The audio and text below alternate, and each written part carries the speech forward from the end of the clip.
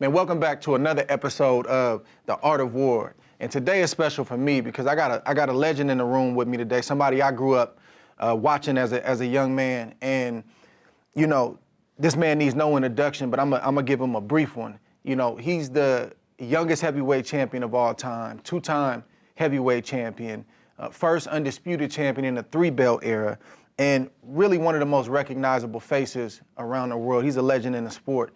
I want to welcome to the show today, Iron Mike Tyson. How you doing, champ? Man, Mike, I appreciate you being here, man. I know I don't have you for a long period of time, but before we get into everything, man, how you been doing? How you doing? I feel great. I feel real good. You good? Absolutely. So I know you here in Las Vegas training, getting ready for your match coming up with Jake Paul, November 15th in Dallas at the AT&T Stadium. Man, how did this fight come about and how you feeling in your training? Hey, listen, I really don't know. I had fought the exhibition with Roy Jones. Yes. And he was on the card.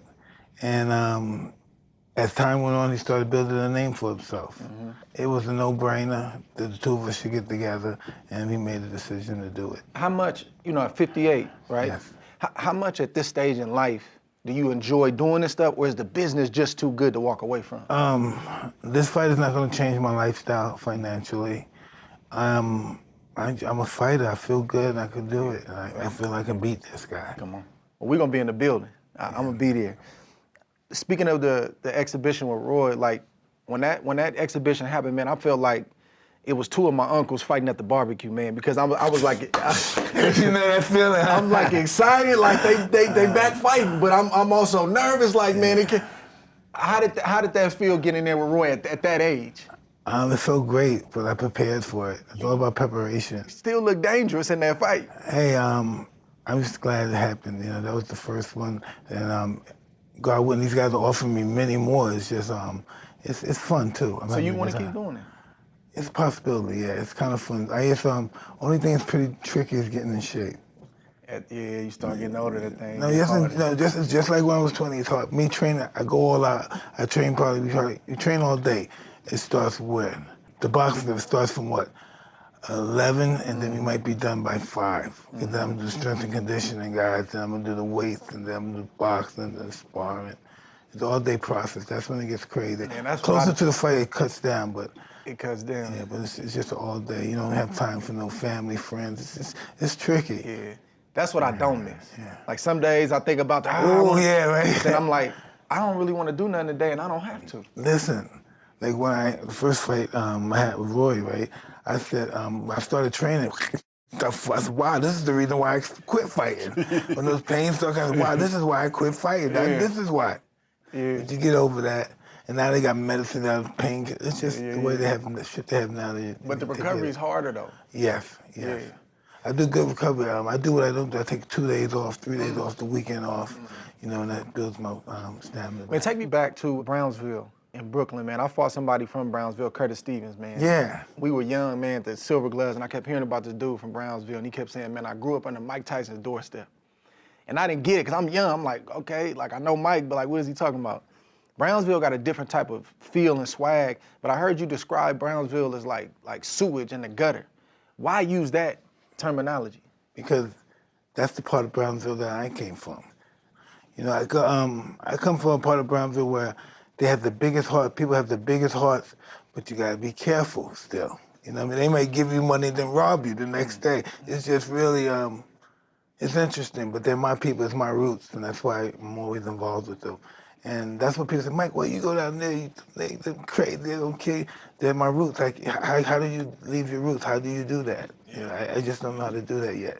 It's interesting, you talk about getting bullied as a young kid, and you know, you're real open about the emotion that you had. Man, I was afraid, I was fearful, I didn't know how to fight. You talk about that stuff. But tell me real quick about the pigeon story and how that was really the genesis of you realizing that you knew how to fight. I was a guy, because I was bullied in school, so I never went to school, but somebody had taught me how to rob houses. So I would rob houses and stuff, and with the money, I would go buy pigeons. And so I had some pigeons, and I showed some of my friends where my pigeons were, and they weren't going to steal my pigeons, so they told some big guys. And the guy came back, and they stole one of my pigeons, because my mother came up, and my brother, and they scared and ran. But some guy grabbed the pigeon, put it under the shirt, and ran. So I ran after him. I said, can I have my pigeon back, please, sir? Please, please, have my pigeon. They said, you fat. you. He said that? Yeah, and he took my bird, ripped his head off, and then he hit me with the bird. Come on, man. He hit me with the bird. He ripped the head yeah, off? and he hit me with the bird. And the other guy that bullied me said, you better fight him. And I was scared of him more than I was scared of the guy that ripped my pigeon head, so I fought him. And after that, I fought every day. But you said people start realizing that. Yes, all my bullies, the guys that bullied me, I started hanging out with me. And they say, oh, Mike, get that motherfucker, get him. They make me fight people. You know, you running the streets, man. You was in them streets, and you ended up going to juvenile hall. Yes. And you met a man, Bobby Stewart. Yes. You get that right? And Bobby Stewart, I don't know if you were sentenced He to was, the... He was an ex-professional fighter. He was working there. He's social worker. Yeah, and I was in another part of the program where it was free. You can go outside, and then I got into a fight. I guess I stabbed somebody, and then they sent me to his Elmwood Cottage, which was bad, where they secure you. You can't have no freedom. That's upstate New York. Yes. So is that when he introduced you to Cus D'amato? No, he started. Some people were fighting. Listen, I'm locked up in the room because it's got this. I'm in the hole, but I'm seeing guys running back and forth. They got cracked ribs. They got teeth are missing. They're bleeding. Their nose are bleeding, but they're happy. I said, "What's going on in there, man?" Right? And they said, "We're boxing with Mr. Stewart." And I said, "Really?" And I wanted to try the program out, and I asked him to try the program. He said, "Get out of here. You're a troublemaker. You know, show me and prove that you want to really do something. Clean your act up." And so I went to school. It went from like a third grade reading level to like 6 months. I wanted to be a fighter. And so he started training me. And then eventually he started teaching me. I got good and I broke his nose. And I saw him coming in here, 2 black eyes. He looked mad. I thought he was mad at me. He was mad because his wife said, "I don't want you boxing him no more." So he said, "Don't worry, I'm gonna take you somewhere. Somebody's gonna take you to the next level." He was mad too that he couldn't spar. Right. And I met Cus D'amato. And he saw me spar. I was 13 at the time, and he said, "You're gonna be the next champ." He didn't believe I was 13 because I was 200 pounds. Yeah. So he said, "You're gonna be the next heavyweight champion if you listen to me." What's fascinating is how you talk about how Cus always worked on your psychology. I was all about psychology. Your Cus was like my Virgil, my coach, because it wasn't just physical. He was always working on my mind, even as a young kid. And you talk about Cus telling you, "Man, you can be champion. You're gonna be the greatest fighder," and how it was just strange to you because you had never heard nobody talking to you. Nobody never showed me any respect like that. Looked up there. Plus, a white guy looked at me like I'm so easy. Made me feel like I was God. You know, he's always said good things about me. And you talked about being in his house with his family, and you coming out of where you came from. You like, man, I can rob this dude. Yeah, that's what I was. That's what you think. Exactly, but he gave me dignity, pretty much. Yeah, and before I had too much pride to work. Now I had too much pride to steal. So it just switched totally. Tell me about the psychology of fighting, because I feel like that's what separated me. It wasn't the strongest guy, it wasn't the guy with the most experience, but understanding how a fighter thinks, how combat works. I thought that was a separator for me in my career. It sounded like that's what Cus was trying to instill in you. Well, we have to understand our relationship with God. You know, once we understand our relationship with God, we know that then we realize that we're ordained to do what we're doing, and nothing can stop us. And so that takes a lot of mental work, spending a lot of time with yourself, speaking, you know what I mean, with your self-consciousness, believing in yourself. Life's all about confidence. Confidence breeds success. Success breeds confidence. And confidence applied properly will supersede a genius. There's nothing like confidence. It's almost like magic. You think that's what's missing in the game with the fighters today, is that it's all physical and it's not enough here? It's all financially mostly, from what I see. 'Cause, you know, it's all about, everybody wants to be a big shot, but they got to pay the price. You know, they have to know how to handle defeat. You know what I mean? They have to know how to handle being humbled, you know, and not giving up. It's so easy to give up nowadays, you know? They got YouTube, all this stuff. If it gets so hard, I'll be a YouTuber. Yeah. I think that's the issue, or the things that you see going on in the game now, is like, because of social media, if you get your following big enough and you get them believing that you the best, you the greatest, that's enough. It's not about proving it. When you came from an era where it was like, you say you the best, I'm the best and I want to prove it.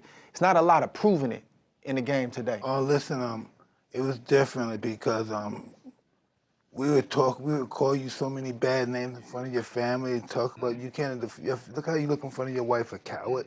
I would say so many bad, back then in the 80s, and people were verbal, a lot of verbal humiliation, talking crazy to each other. And we had pride, so everybody fought everybody. No one ducked anybody. And then he made more money because then they know that was a great fight. Even though he lost here, let's fight this guy. Let's fight. If you listen, this is the thing. It has nothing to do with you losing. It depends on how you lose. You lose spectacularly. Hey, they're gonna always use you. Depends on how you lose. You can lose and win at the same time. Yeah, your stock can go up. Yeah. Some people be like, "Oh, you undefeated. You don't know. You don't understand." It's like, no, I do understand. Dude, yes, you do understand. I came out on top, but I took the risk, and I had some close ones. But I also remember my last loss and how that made me feel, which made me not want to, lose again. And I just think that, given the climate of the game now with the social, like, you get crucified in boxing if you lose a fight. Because they don't, the people that watch boxing now don't understand boxing. They look at it from a physical perspective. I agree with that. They don't understand it at all. Yeah. Man, Cus is grooming you and prepping you. And I saw a quote from him that thing almost brought me to tears. He said, at his age, he said, how do you stay alive? What's your motivation? He said, I'm alive because Mike gives me hope to stay alive. I have a reason with Mike here, and it gives me motivation. He said, I will stay alive, and I will watch him become a success. I will not believe until that happens. He didn't even mention really his family in that quote. He just talking about you. We talk a lot about what Cus gave to Mike Tyson, a young Mike Tyson. What do you think you gave to Cus? Extra years of life. He was very happy that, he had to check me. Listen, it wasn't like always, hey, you're the best, I'm prima donna. He'll check me in a minute.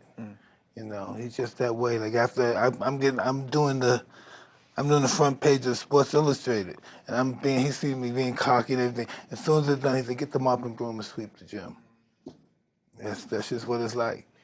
You also talked about how Cus didn't treat you like the other guys he trained. No. And how he wanted you to be ferocious. When did the Mike Tyson intimidation thing, when did you first start realizing that, they scared of me at these tournaments when you were amateur? Well, I would watch films, and I watch films like Jack Dempsey, George Foreman, Sonny Liston, and they will have guys who just faint. And great fighters who just faint in front of them. I said, that's who I want to be. So it was Cus and you seeing this yourself? I watch fight films all day, all night. Oh, I know you're a historian. All day, yeah. I know you're a historian. Man, Cus, he died in November of '85 at 77 years old. And I think you said you were in Brooklyn or you were in one of the boroughs in New York. How did you get word of Cus' passing? I was in Brooklyn, and my manager, Jim Jacobs, had called me at the time and said, Cus has passed. And I had to go up there and see him right before he was dying. And then I talked to him, and I was saying, I'm not going to fight no more if you die. He said, you better fight. If you don't fight, I'm going to come back and haunt you. He said that? Yeah. He said, you ain't going to waste all the work I put into you. If you don't fight, I'll come back and haunt you. And you were a pallbearer at his funeral. Yes. And, I remember you talking about how empty you felt, man, and just how you felt lost. Like, how did you pivot from that and keep the mission going? The psychological teachings of Cus D'amato, that if the show must go on, there's nothing matters. This is life, this is life. Life's only purpose is to prepare you for death. So all of this prepares us for death. Your fight, your adversity, losing people, losing my daughter, losing my friend, all of that prepares us for death. That's what life's only purpose is, to prepare us for death. I read another quote from Cus. He said, a boy comes to me with a spark of interest. I feed that spark and it becomes a flame. I feed that flame and it becomes a fire. I feed the fire and it becomes a roaring blaze. You remember him saying that? Absolutely. Absolutely. You sound like the kid he was talking about. Yeah, I was. Go ahead. I'm ready to cry. That's all right, man. Cus is, it's that serious, man. I know that, I don't know if this was right, but Cus introduced you to Don? No. There's reports out there where right before you true. turned pro. Okay, that's what I'm asking. Not true. Yeah. When did he come in the picture? 86 perhaps? Yeah. When I beat all his fighters. Yeah. Yeah, so when you fought, let me ask this. Whose idea was it initially to plant that seed to say you're going to be the youngest Cus. heavyweight champ? So that was Cus. I was 13. At 13 years old? 200 pounds at 13, solid muscle. I've been in institutions all my life, lifting weights, fighting, stabbing. Listen, it's just crazy. So I look like a man. But he saw it. Yeah. And that came to fruition on November 22nd. Because I believed it as well. It doesn't matter who say it unless you believe it. What was that, 85? You fought Trevor Burton? 86. 86? Yes.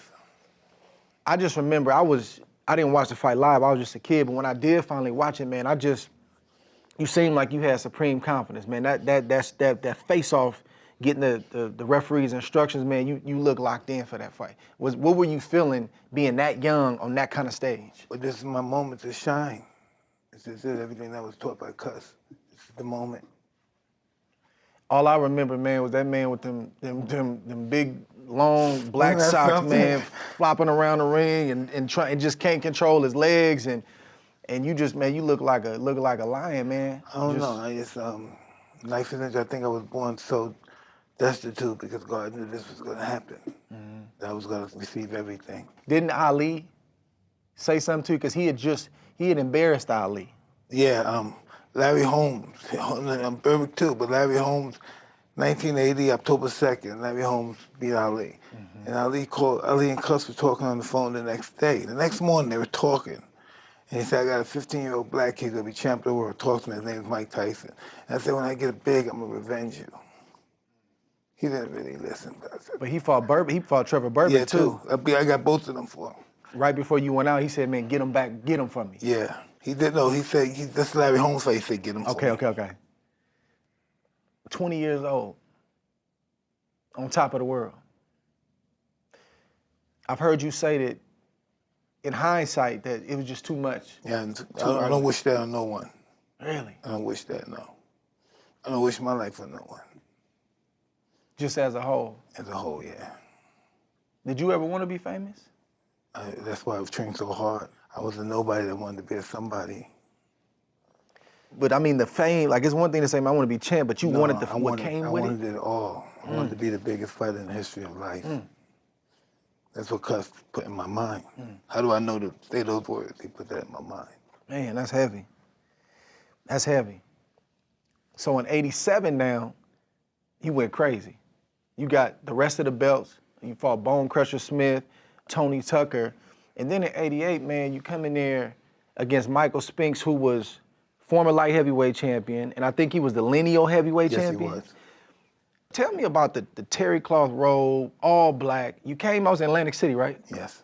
You walked out, Mike, with some ominous music, like funeral music. Come on, but that was strategic, right? Yes. Where did that come from? Well, it's the art of war. Come on, I like it. Art of war. I like it. I like it. Yeah, you get me fired up. I like that because this a decorated fighter. Spinks Jinx, he could fight, he could box. I don't know if I've ever seen a man with those kind of credentials that scared to face another man in a boxing ring. Guys are always dealing with fear. Well, listen, it's how you handle fear. If you don't consider fear a friend, then you're definitely going to lose. It's going to beat you. You have to accept fear and you have to embrace it. And it becomes your friend, and then it helps you win instead of help you demise yourself. But he wasn't dealing with it good that night. I'm talking about Spinks. I mean, you could see it on him. I haven't seen it visibly on a person. You know what intimidation does? Intimidation makes a great fighter a nothing fighter. Makes him absolutely nothing. Because once you're intimidated, you're no longer able to do what you're capable of doing. It prevents you from doing that. And he never fought again. He made enough money, he shouldn't have to. He was good. I'm gonna jump back into Don for just a second, man. Don, I think, as a whole, man, probably one of the greatest promoters of all time in terms of how he publicized the fight. Man had a mouthpiece and all these different things. But obviously a lot of allegations with him, not just you, but just other fighters with persistent allegations of financial impropriety. And there's no excuse for it, but is that just based on how he was brought up? Is he a product of his environment, or is that like what? I don't use that for excuses. I'm a product of my environment, but I don't rob people. He's just who he is. You know who you're dealing with. But this is really funny though that you mentioned because he stole. Well, we had problems and I lost a lot of money, right? I was destitute. He thought I would die in the street, be a junkie, because I was a junkie for a while. And then next thing you know, I wound up living next door to him. Dark King? Out here? No, in Florida. Florida. Really? Yeah, next to my multi-million-dollar mansion too. He thought I'd be destitute, broke, and living on the streets. I'm right next door to him. And not so. Yeah. Man. I used to thought that was funny. They Yeah. thought that I'd be messed up on drugs, dying. I read a quote from Don where he said, Machiavelli taught me that it's better to be feared than loved, because if you're loved, then they sense vulnerability. I don't believe that. There's nothing more powerful than love but respect. That's the only thing that supersedes love. You know, love is just what love is. We don't understand love. We can't bring our mind to comprehend love, because what we see people do for love is just unbelievable. Yeah, no, I agree, and I think that's what the world is missing is love. You know, we got a lot of me, and a lot of, just a lot of self. People. Well, love comes in so many different forms. Let's say we're in a war. You know, I'm leading the war. You got my back. He got your back. He got his back. He got his back. We all getting ready to die in the name of love. It's all love. You know, love is not always hunky-dory. Love sometimes doesn't look so pretty. Yeah. Man, you're right about that. So you got the weight of being Iron Mike Tyson, and there's no room you can't get in. It's nowhere you can't go. You're one of the most recognizable people in the world at that point, and now you're getting ready to fight Buster Douglas. Did you train for Douglas at all? I know you had personal stuff. Not too much and stuff. But what does that mean when you say not too much? Does it mean you could... I could have trained harder, but he has fought a good fight. He fought a real good fight. I can't take nothing away from him. You have to look at it like this. This is what life is about. All right, I lost, okay? What am I going to do about it? What am I going to do about it? You're here interviewing me and not Buster. He beat me. That's true. That's true. That's a good way to look at it. But you almost had him, though. Almost not good enough. Almost ain't good enough. Not good enough. In the aftermath of the Douglas fight, were people scattering like roaches? Did you see? No, not really, because I still have money. Okay. You know, they scatter when you finish with your money, then that's when they scatter. As long as it's something to... Oh, you vulture. As long as it's something to get, they'll pick at it. Yeah. How did you deal You never with that? experienced that stuff? Yeah. Yeah, I've experienced it. Yeah. It wasn't until I became successful that I started seeing family move different. People around me move Only different. people, listen, enemy can't hurt you, only a friend. Only a friend can hurt you, not an enemy. Yeah, man, it's this success thing and all, being in the limelight, it come at a cost. Oh, it has to be. Listen, it doesn't come easy. It doesn't come easy. So like I said, it prepares for our expiration date. All this stuff is prepared us for our expiration date. When we die, then we die because we know we had truly lived. Right. That's a good time to die. I don't know if I'm afraid of death, but I don't cling to life. We all know we have to go, but till that moment comes, we have to do a lot of things. Yeah. You feel like in this stage of your life, you living more than you ever have in terms of smelling the flowers, enjoying life? Absolutely, because I have these younger kids now that drive me nuts, and now all of my kids are a unit now. All the kids I had before, we're all a unit, we're a family now. My wife made that possible. That we're all together now. We all, some people are still nuts because it's the personality, but we're all together. Yeah.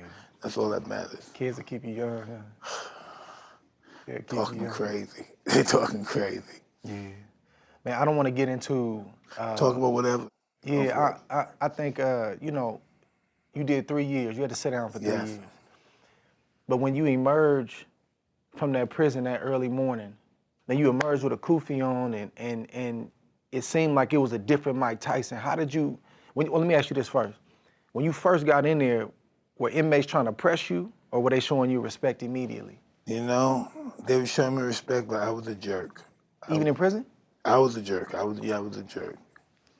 I was a jerk, and then I had to realize after going to the hole, fighting with the guards, going the hole, I understand there has to be a better way. They added more time to my sentence. I said, this has to be a better way. Yeah. And so I learned how to move, respect everybody, because they wanted to be kind to me, but I wasn't accepting their kindness. Okay. I was too bitter.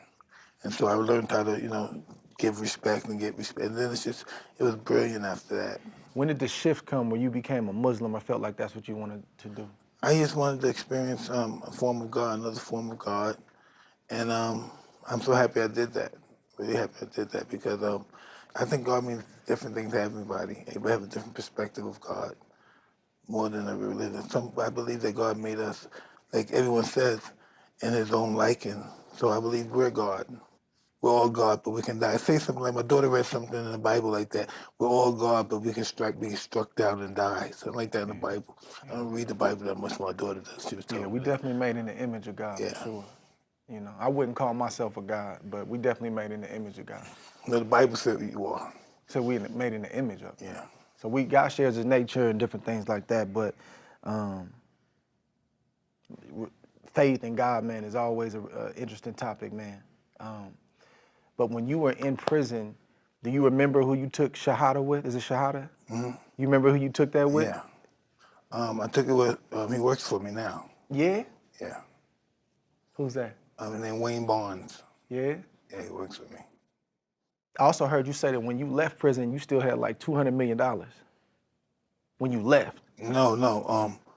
Peep game. When I went to prison, I had 15. When I came out, I must have had 3 or 4. Okay. 100 million. Because that's what was shocking me. I was like, how you still had it? Signing contracts. I'm in there signing contracts in prison. In prison? Yeah. Who's bringing you the contract? Don King. Signing the contracts in prison. Man. So on the money point, you had a quote. You said, there's an art to controlling money. You said, I'm an extremist. I either have a lot of money or I have none. You said, I can't live in the middle. I have to live on top of the world or I have to live at the bottom of the ocean. Is that still how you feel today regarding money? No, it's I have a family, and my family comes before I do because I already lived my life. I already had everything I ever wanted, and now it's their chance to have an opportunity to do this as well. Yeah, I'm not giving them anything. Everybody has to work. No one gets nothing free from me. That's how you feel? And the family, they get nothing free. Everybody has to work and earn everything. They have to work and earn their inheritance and everything. Even the kids? Yeah, definitely the kids. Come on. They get tricky sometimes. They're made of you. You know what I mean? You know you can be sneaky. I know who I am. I see myself in my kids. Sometimes you see the best part and the worst part. Yes, I see that. I tell my wife, I'm like, yeah, that's you right there. But really it's me. Yeah. It really is me. I see my kid. Like my daughter's a spitting image of me, man, and you know, on them bad days, I'm like, oh God, help me. That's my face. That's my attitude. That's my moody, yeah. That's me. Yeah. Man, you came out, Mike, and you had 11 months, you had 2 belts on your waist. Mm-hmm. But then you said something. You said, I started to get back into that ego again. You said, not even Ali did what I did. You said, I believed I was God. I believed I was great, and I didn't have to train for anybody again. You started, at what point did you start feeling like I'm that guy again after prison? Hey, listen, prison didn't do anything for me as far as rehabilitating me. If I think it did anything, it debilitated me. You know, it made me less of a person than when I went in there. Mm-hmm. So I was saying all type of crazy things, feeling in crazy ways. Yeah. But how do you do that though? How can you be on top of the world, but yet remain humble, from your perspective? Listen, I've learned this in life. If you use the word humble, you're not humble. You know, I don't know who's humble. I don't know if I'm truly humble. People say I am because I'm quiet. I don't rant and rage. Humbleness is spiritualism. Mm-hmm. You know what I mean? Some people have to work on humbleness. It's an art too. Humbleness is an art. Humbleness comes, this is what I tell my kids. Man is not born to be humble. He's made to be humbled. You know, if no one knows our life, hey, I'm humble, I'm quiet, I'm respectful. They have to learn to be that way. They have to be humbled. Mm-hmm. So the second time around for you, how different was it than the first time when you got back on top again? Well, unlike that, I was still caught up. It was the same thing. It was the same thing. But after everything went, I lost all my money and everything. Then I went on drugs, got drinking a lot, went through all my AA program, my sex addiction program, and then I realized now I'm starting over with nothing, but I'm starting with experience now. Okay. So now my financial life and my personal life is totally different than it was when I was champion. Like losing the money, was that the main driver to the alcohol and drugs, or was it escaping? I was just escaping. Shame, embarrassment, I think, self-shame and stuff. Wanting to die, wanting to kill myself and all that crazy stuff. But I just had too much in me. I had too much left in me. I wanted to do something else. And I think my ego had a little influence on that. I can still do this. Let me do this. Let me do this. Let me go in the movies. Let me do this. Let me do that. you know, but still it didn't feed. All the stuff that I succeeded in, being on Broadway, doing movies, it's nothing like fighting. It's not the same. Man. It's not the same. I don't care how much money they It's give not you. the same. You know, it's not like I fight for free to get paid for a Hollywood gig. It's not the same. Yeah, I tell people that in Not retirement. the same. I told I interviewed somebody last night and I said, bro, you can't replace it. Even though you That's do why it. people go to drugs to try to get that high. You can't get it. That's why they OD. They try to get that high from fighting or what they used to do. Can't get it. not gonna That's why I went to drugs to try to get that high. Almost killed myself. Couldn't get it. You're not gonna get it. Couldn't get it. Man, you started marching through the heavyweight division again, and now you got the Holyfield fight. Do you believe that fight was how they dubbed it, like good versus evil, and you know? Probably so, but that's to sell tickets. I'm good with that. I'm good with that stuff. You know, I don't care what people think about me, my image, only what my kids think about me. And that's all that matters. It's interesting to me though with the ear biting incident. You said like you blacked out and you just, you know, you said you felt the punches. You didn't feel the punches, but you could hear them. Yes. It's interesting that after that, how you leaned into it, and you and Evander had a commercial, and it's almost like you laughed at yourself, like, man, I'm not gonna take myself too serious. No, definitely. How you get to that point? Well, that was life's all about, you know what I mean? Not to take yourself serious. I learned that I take myself too serious. And it's good to laugh at yourself sometimes. When you fought Lennox and you started having some of them later fights, it was pretty shocking to me how open you were, like in front of the whole world, about saying, I don't have the stomach for this anymore. This is just a business transaction for me. I don't love it like that no more. Like, why were you so vulnerable to the whole world? I'm not vulnerable to the world. I just told the truth. I like that. Just the truth. Yeah. I think that's why one reason why people are so gravitated towards you through the ups, downs, and everything in between is because you're just blunt like that. You just say, man, that's why I feel, man. I feel this, I feel that. And a lot of people won't do that. They won't open up and be honest about how they feel publicly. Well, that's what they have to live with themselves. And being I don't know, but being untruthful to yourself is the biggest lie you could ever tell. You know, I'm not saying go and print the street, I'm this way with signs, I'm this way, but just just believe in who you are and accept who you are. I accept who I am. Let me see, I'm comfortable in my skin now. You know, most people are not comfortable being who they are. When I was champ, I wasn't comfortable in my skin. But people would think that that's the most comfortable. Yeah, that's all the role. That's more the acting, but I wasn't uncomfortable in my skin. God gave me more than I can handle at that stage.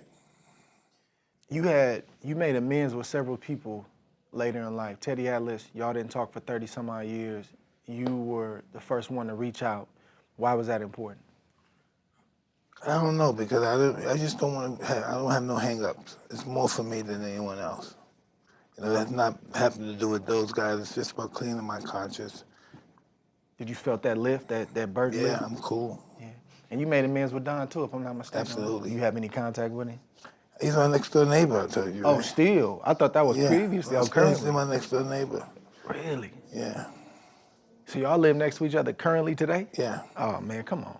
You can't make that up. Yeah, but listen, right now, I come from destitute with no money To that. be his neighbor. Yeah. I think that's more revenge than anything. To be his neighbor after he thought I'd be destitute in the streets.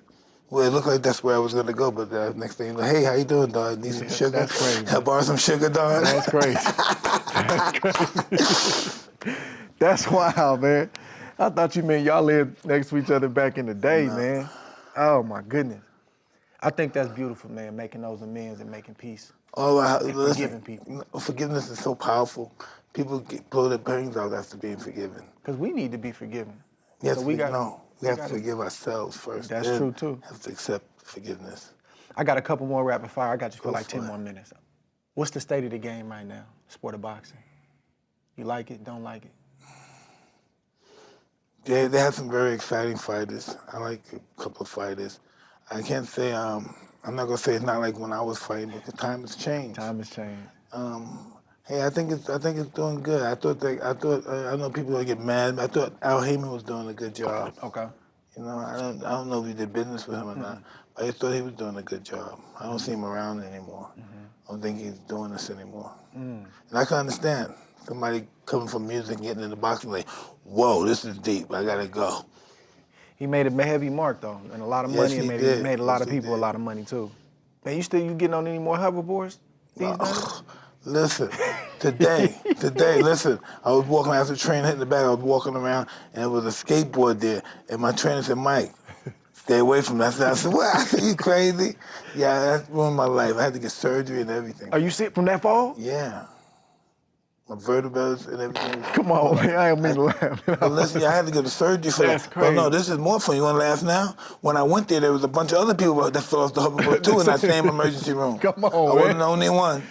I wasn't the only one. Can you imagine the same night some people fell in that hoverboard? Emergency room. We're all in this hoverboard, fell in the hoverboard. Why you in here, hoverboard? Hoverboard. Why you in here, My kid's hoverboard? hoverboard. Whose idea was that to Mine. And you heard the kid, Daddy, please don't get up. Boom. I can't believe my wife put that out there. It's out. Man, I ain't gonna lie, I had to watch it a couple times. It's just like, I hit the floor. Boom. The whole floor shook. Boom. I was, man, I watched it several times, I ain't gonna lie, maybe 10 or 15. But man, I just wanna make sure you good on that. You ain't get on no more hoverboards. It's too much. No. We got a fight coming up. Hasbulla. Is that what it said? Hasbulla? The short guy. The short guy. Is that a real video when you cradling him? Is it like, Yeah. did You know, you know he was? there was a baby. There's a baby. And I didn't know, I'm hungry, he's punching me. I don't know, man. That's how I am with children. Yeah. And I'm hugging on this guy. You cradling him, kissing him. Yeah, I didn't know if you actually knew He's him. like 26 years old. Yo, yeah. I didn't know if you like playing it up for the camera or if you actually didn't know. No, I did not know. Man, what does Mike Tyson do for fun? Who may fly birds at pigeons. You still got him? I'm gonna die with them. Come on. Yeah. I have a new, oh, yes, they're beautiful, yeah. And they good in the climate in Florida? No, right here, I have more And here. they I here? have some in Florida too, yeah, Okay, they're okay. there, but I have some here as well. Some advice you would give to your younger self in your 20s? Yeah, it's gonna be all right. It's gonna be okay. Just keep doing what you're doing, it's gonna be okay. All your heartbreaks and all that stuff is gonna be okay. What's one bit of advice you would give a young fighter who has some money, has some belts, has some recognition right now, but he's not all the way where he's gonna be? Well, the plan for the future, and the plan for the future is to pretty much plant your money, pour some water in it, it might grow. Do the right things with Yeah, your money. absolutely, because your money's all about your future, and your future is your children and your family. You know, we have our little time, we get our little money and ball and fool up, but now we have to take care of our family. I want my children, thank God, all my children basically went to Ivy schools. Yeah. And I just want them to be able, if they wanted to live the life I did when I was their age. You know, my kids are not, one or two of them, but they're not like big on money. They're really low-key people, quiet. If they go with me and people start coming around, they leave. Boom. I see Really? that. They leave. They don't like it. They do not like that fanfare, chasing me stuff. No, they go. They just leave. No. And I want to be with them. I said, no, don't go. Come with me. Dad, I'm out. Yeah. They go. But you enjoy being a father? Yeah, now I do, yeah. I didn't before I didn't understand. I'm too self-centered. I'm going to me. I want to make money. I want to do this. I want people in lights. I want to get this girl, that girl, this and that. And they suffered. Yeah. And I paid the price too, because I had to win their respect back. I had to deserve their respect again. That's hard. You feel like they forgave and everything is better now? Yeah, now I do. Now I do, yes. Wasn't easy. Man, Wasn't easy. we can't get that time back, man. Ooh, wasn't easy. Wasn't easy. Then you gotta go to rehab, and your kids gotta come to rehab, and then they gotta say, tell your father how you feel. Tell the staff, tell your father how you feel about him doing this. Then they have to tell about times you did this, you scared everybody in the house and this and that. It's just crazy. I've been there with my father, man, going to visit him in these programs and stuff, so I understand that. I got two more and I'm gonna let you go.